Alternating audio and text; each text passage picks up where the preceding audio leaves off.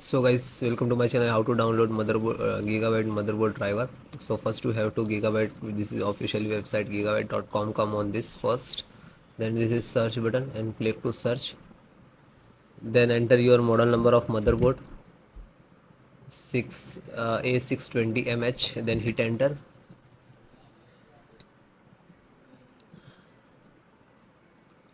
Then click to product.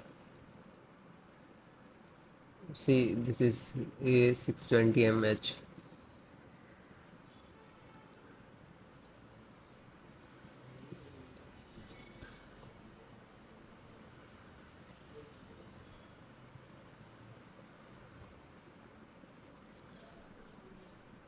Then click to support.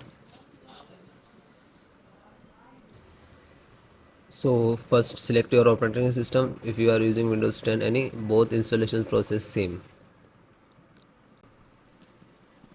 Audio driver, this is size. You just click to download. It will click to download. It will start downloading automatically. Then wait few seconds. Then just open, and then after download open that, double click to launch. This is exe format. You can see this is exe. You can extract and after that you can install. If you are getting some issues,